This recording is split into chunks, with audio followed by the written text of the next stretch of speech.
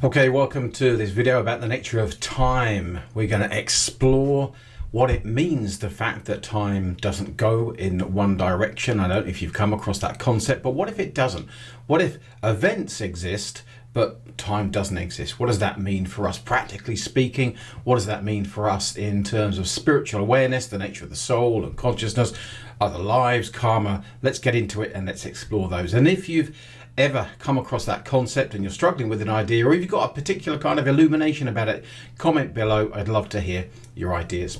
So in terms of myself, then my first out of body was at the age of 3 years old, and I know my experience then was very different in terms of how it felt. So my experience of events out of my body, and this has continued to this day, I'm now 58, is very, very different.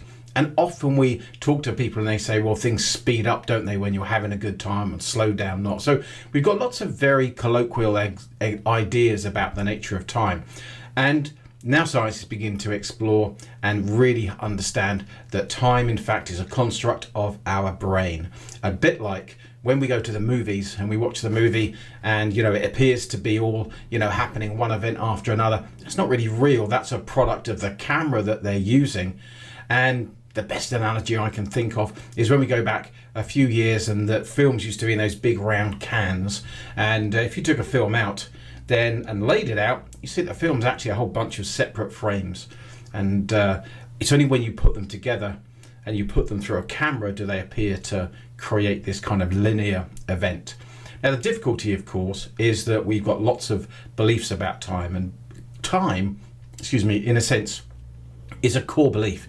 It's something that we absolutely accept to be true. It's almost invisible. We just think it's true. And the more you explore the nature of energy and consciousness, the more you'll see that it's not. But the impacts of it and the ideas around it are certainly pretty monumental, if you like. So let's get into the practical side of what that means. Okay, so in terms of practicality, in terms of spirituality, the simultaneous nature of time means a few things. First, it means that karma doesn't exist because all lives are happening at the same time. So if you go back to our film analogy, you take the film out and each frame is a lifetime.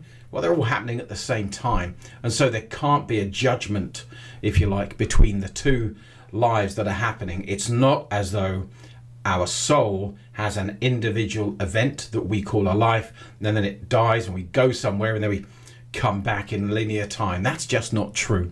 And if you explore a body of work called the Seth material, or you have many out-of-body experiences and science, you combine it all, really it's your experience that's going to really tell you that you'll realize that that's not true at all. It's not as though our soul is a individual thing. It is, in fact, the best term is a gestalt. It's a gestalt of consciousness where we are involved in simultaneous lives, unlimited events, some physical and some not, all at the same time.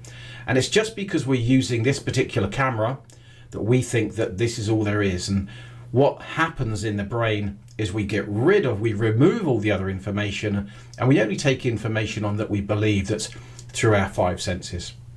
And so this is why science believes it can prove certain things. Theoretically, it knows that time is simultaneous, and experientially you can know that time is simultaneous, but actually proving that while in the five senses is quite tricky. So it means that karma doesn't exist. Now that means is there's no judgment. There's nobody to judge you in between deaths. All lives are happening at the same time. You also don't pay a price for something that happened in one life compared to another.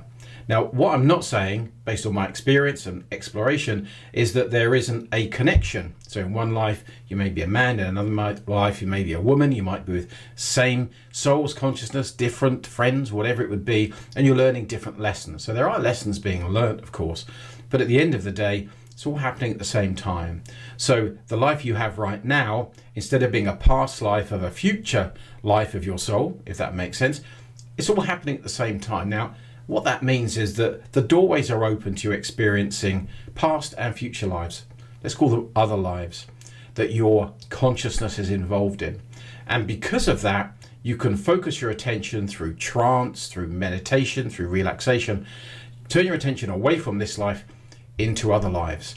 And the more you do that, the more you play about with that, with the understanding that there's no barriers. You don't have to go through time to get to this life. These are available to you simultaneously anytime. And often dreams are the best way to do that. So maybe before you go into your dreams, you can suggest to experience a future life. I'm certainly aware of about 18 other lives that my broader consciousness, my soul, is having, which I am involved, part of that gestalt of consciousness, and I'm in contact with some of them. And one of the most amazing ones is actually in our future, obviously simultaneous, but in our terms, a future in America. And that's an absolutely beautiful experience. And that's a male life. I have other lives that are female as well, in all environments, in all other lives, put it that way. And the good thing about that is I can learn from them. So that's a beautiful thing. So in terms of karma, that's really important. Another one is the nature of the soul, which I kind of touched on, which is this idea that the soul is an individual being that goes up and down from heaven or wherever, or hell, or wherever people kind of, ascribe it to. And of course, all that is nonsense. Then it means that everything's happening at the same time. Your soul then is a gestalt. It's part of something bigger. You are part of something bigger, and we can sense that, obviously. But it means that you're also part of realities that are non-physical. The soul that you are a part of has physical lives, experiences, and also non-physical. And you have access to all of those. You are part of a much broader soul consciousness. People call it higher self, can if you like, whatever it would be for you. But at the end of the day, you're part of, just like my finger, it's part of my broader body. It's not better than my nose. It's just another part. Your broader self is not better than you, just another part. And we're all unique and essential in the exploration of consciousness that we call a soul. So they're two really good ways that understanding the simultaneous nature of time can really help you redefine and get a much more up-to-date version, I suppose, of what spirituality and all that kind of things could offer. If there's any others, comment on them below. I'm sure there's more that you can think of. So now let's talk about, in terms of the human, the personal experience, understanding the nature of time, manifesting, and how that operates. So let's get into that. Okay, so if we think about the nature of time as a core belief, and because we construct our own reality, we create our own reality like we do a dream. Okay, it's a state of consciousness, not a physical place, made of thought. What that means is that what we think about time actually happens, even though it doesn't exist, part of the illusion of this reality. So if we believe that in time, and we believe that as we get older, in inverted commas, we're going to fall apart, our body's going to suffer, well then it will. You will create that event in your life. You will also create events because the multidimensional nature of reality, so you have other lives, but also probable realities. There will be a probable reality where you have beliefs or a version of you where you don't fall apart as you get older. And the goal then is to use your power of belief, your power of understanding the nature of reality, to pull in those probable realities, if you like, that actually give you what you want. So you can have a reality where you have a belief where you're going to fall apart, and another one where you don't. Both are valid, both are real. Just got to choose which one you want. So a belief in aging is a belief in time. It's a core belief we have, and we should really get rid of that one. We don't age at all. So even things look like they rust, even things I will look different now at a certain event in my life than I did at another event in my life. Actually, I have no age. I'm by nature timeless, and also you are as well. So it's not as if things don't happen. It's not as if events don't give us different experiences, but they have nothing to do with time. Remember, time and events are not the same thing.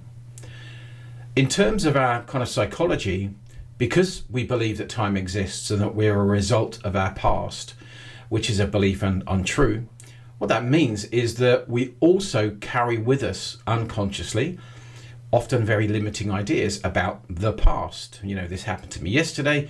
We've got that reflection within our conscious awareness, and then we throw it into the so-called future because we believe in a future and we think that that's going to happen. We start to worry and get stressed. So knowing that events are simultaneous, what that allows you to do is recognize that any event that happens to you is happening now.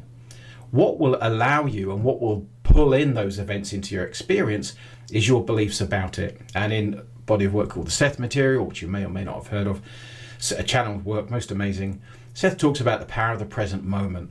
And if you can understand more about the nature of the present moment, and the bit like in the frame, you know, the frame that we're in right now really is the only present moment. And what we do through our beliefs is we attract and create events around that present moment. So we're not really going anywhere. We're not aging. Nothing's actually changing except the events that we create through us based on our beliefs and our beliefs in time. So the core teaching is that there are many benefits, and there'll be a few more benefits to understanding the simultaneous nature of time. Karma is not real. Time is a framework. It's not actually real. It's a kind of focus of attention, and that's the best way to think about it. And you don't have to think about, because something happened in the past, it's going to happen in the future, if you can relax your idea of time a little bit more. So there's a few there, and probably gone on long enough. There could be more to explore, but you are a multidimensional being in limitless realities all at the same time. Some of them we call other lives, some of them that we don't. You have the ability to tune into them now. There's no barriers to you doing that. There's also no barriers to you when you can stay present in the moment of creating the future in our terms that you want, but also you can alter events in the past. In our terms, tricky to talk about it because time's simultaneous. So when you think about the past, you're actually creating it. You're altering those frameworks, if you like, associating with them, and you can make some really great changes doing that. So I hope that's of interest to you. Do follow along. Let me know any comments. I'd be really interested to know exactly what you think about the nature of time and its effects when we do accept the simultaneous nature of time. And I will see you on the next one. Please do follow along and subscribe. Hit that like button. Have a wonderful day, and I wish you all the best. Take care.